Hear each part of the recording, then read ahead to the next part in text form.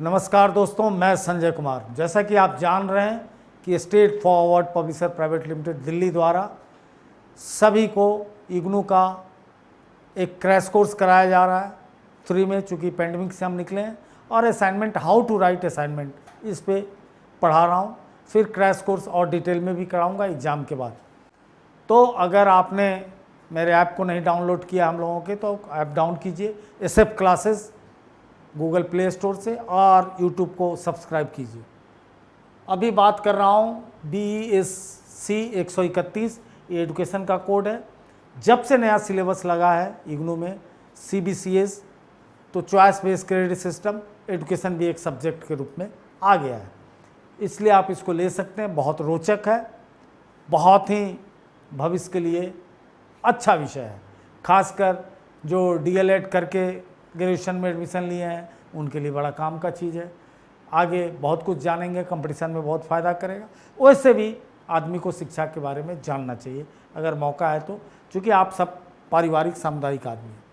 शिक्षा का सामाजिक लक्ष्य का अर्थ स्पष्ट करें, इसके पक्ष और विपक्ष में तर्क दें।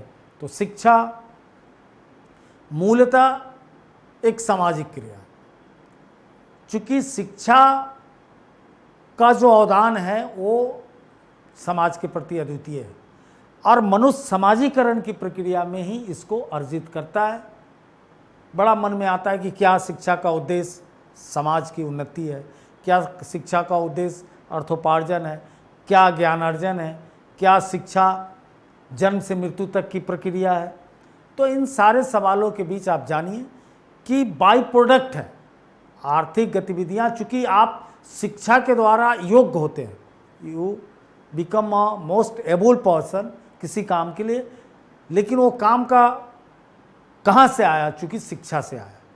इसलिए कुल मिला के शिक्षा का सामाजिक लक्ष्य बहुत व्यापक है, और सामाजिक लक्ष्य के दो रूप आप समझ सकते हैं कि एक संकीर्ण, एक नैरो मीनिंग।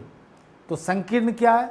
शिक्षा के सामाजिक लक्ष्य का संकीर्ण अर्थ इस बात पर जोर देता है कि व्यक्ति को नियंत्रित करने के लिए सर्वोत्कृष्ट शक्ति राज्य के पास होनी चाहिए, ठीक है। और इस बात को लेकर आशंका हो सकती है कि नागरिकों पे राज्य के अनावश्यक नियंत्रण के कारण व्यक्तिगत अधिकारों का हनन हो सकता है। यह आगे चलकर व्यक्ति की सृजनशीलता को दबा सकता है। तो व्यक्ति का समाज के द्वारा दमन हो सकता है, क्योंकि व्यक्ति को समाज के बनाए नियमों में बंध के रहना पड़ता है। समाज कुछ व्यक्तियों द्वारा नियंत्रित हो सकता है और पूरे समाज के लिए मापदंड, नियम, विनिमय निर्धारण कर सकता है। समाज का यह तकवा समाज में प्रमुख स्थान हासिल कर समाज के अन्य सदस्यों पर प्रभाव जमा सकता है। इसीलिए शिक्षा का सामाजिक लक्ष्य संकीर्ण अर्थ में समाज को व्यक्ति की तुलना में बहुत अधिक महत्व देता है। और व्यापक अर्थ, शिक्षा के सामाजिक लक्ष्य का व्यापक अर्थ शिक्षा के व्यक्तिगत लक्ष्य एवं सामाजिक लक्ष्य के बीच का मार्ग है। शिक्षा के सामाजिक लक्ष्य को लोकतांत्रिक समाजवाद के बराबर माना जाता है। इसका अर्थ है कि समाज में व्यक्ति दोनों को बराबर का महत्व दिया जाएगा। समाज का आदर्श होगा तथा व्यक्ति समाज की बेहतरी के लिए कार्य करेगा। उसी समय में व्यक्तिगत आवश्यकताओं द्वारा समाज को संबोधित किया जा सकता है। अब शिक्षा के सामाजिक लक्ष्य के पक्ष में तर्क। शिक्षा के सामाजिक लक्ष्य, एक व्यक्ति का अस्तित्व समाज के भीतर होता है। एक व्यक्ति की पहचान उस समाज से होती है जहाँ वो रहता है, अतः समाज व्यक्ति से अधिक महत्व दिया जाता है। मानव के बच्चे पशुवत आदतों के स्वभाव से जन्म लेते हैं। तो बड़ा एक चीज़ है कि सोचने की कि जब हम जन्म लेते हैं तो हम एक बायोलॉजिकल प्राणी के रूप में आते हैं, जैविक प्राणी के रूप में। जब किसी बच्चे को नर्स देती है आपके सामने, तो क्या है? आप पहचान जाते हैं मनुष्य का बच्चा है, क्योंकि आँख, कान, नाक देख कर उसको। लेकिन उसके अंदर जो समाज बोध डेवलप होता है वो कहाँ होता है? सोसाइटी में। अगर उस बच्चे को उठा के जंगल में पशु पक्षियों के बीच रख दिया जाए तो उसके सारे व्यवहार वैसे हो जाते हैं।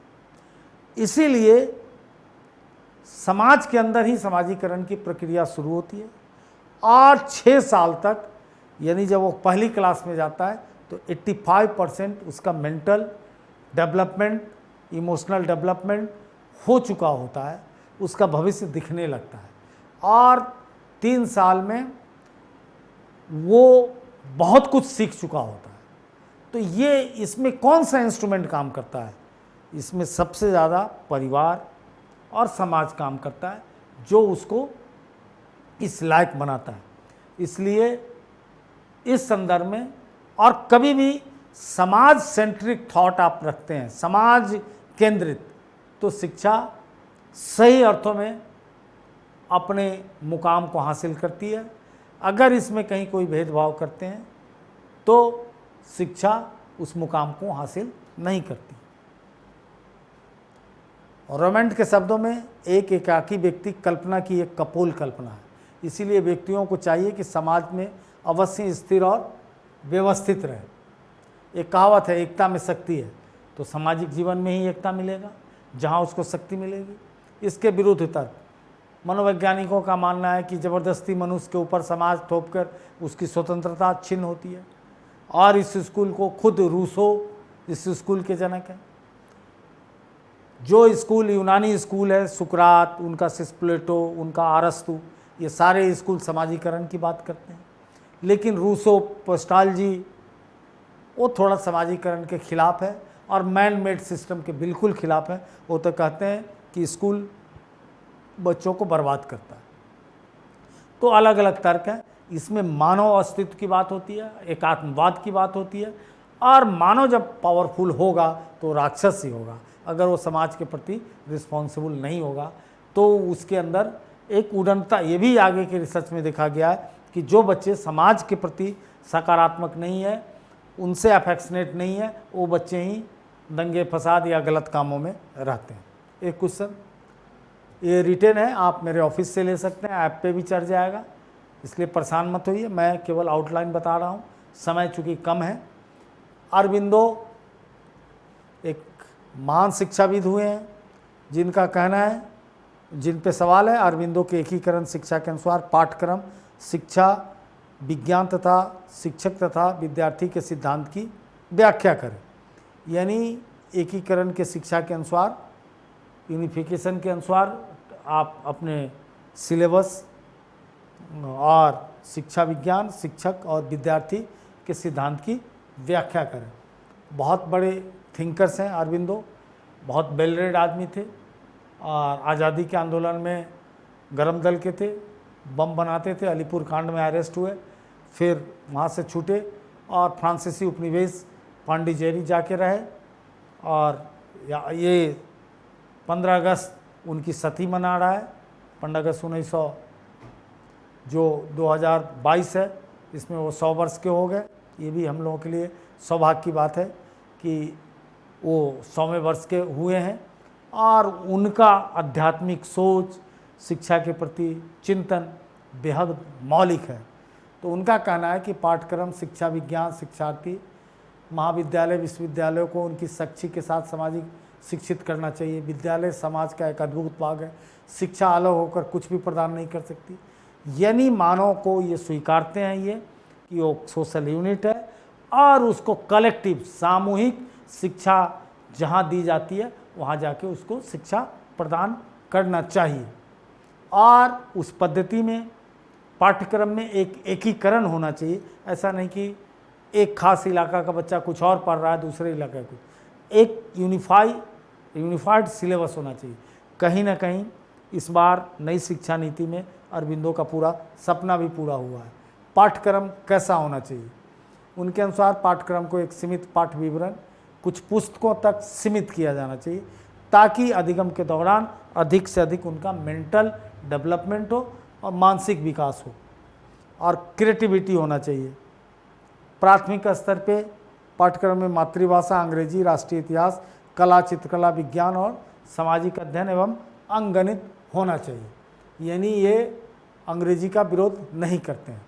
विश्वविद्यालय स्तर पे, माध्यमिक स्तर पे इन्होंने जोर दिया शारीरिक विज्ञान और स्वास्थ्य विज्ञान की शिक्षा, और विश्वविद्यालय स्तर पे भारतीय पाश्चात्य दर्शन, सभ्यता का इतिहास, अंग्रेजी साहित्य, फ्रांसीसी साहित्य, समाजशास्त्र, मनोविज्ञान, विज्ञान का इतिहास, रसायन शास्त्र, भौतिक शास्त्र, वनस्पति, अंतर्राष्ट्रीय संबंध और एकीकरण, और व्यावसायिक शिक्षा में कला, चित्रकला, जो कादम्बरी ने 64 कलाओं की बात की है, वानभट्ट ने।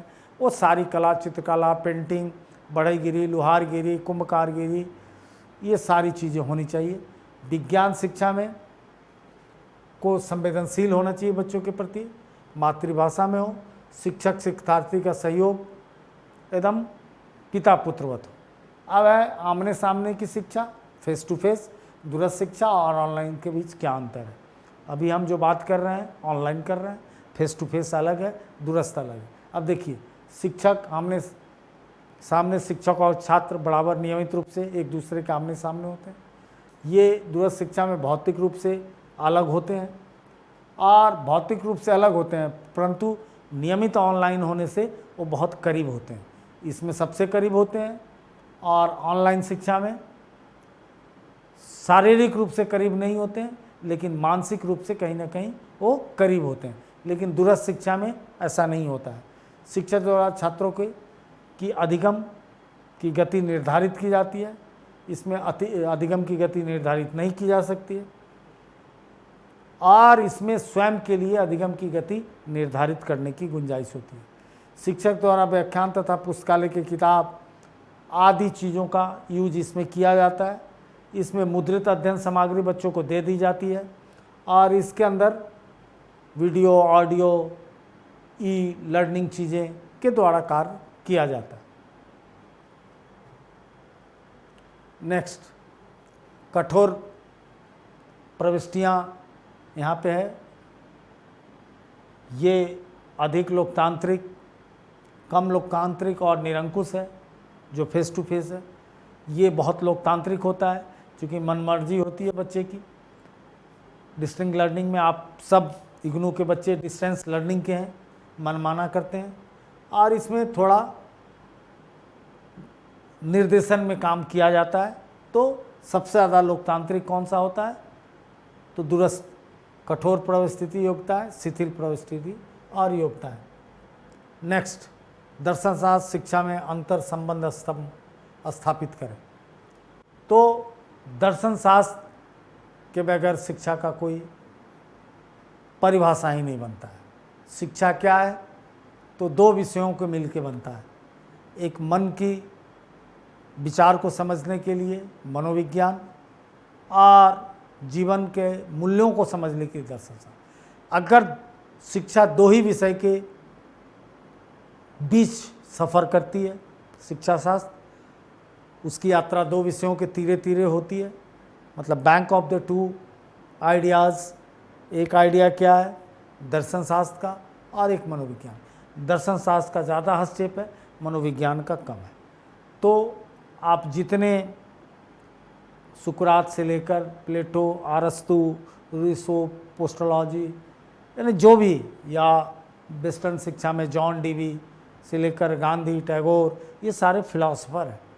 और एक तरफ पूरा साइकोलॉजी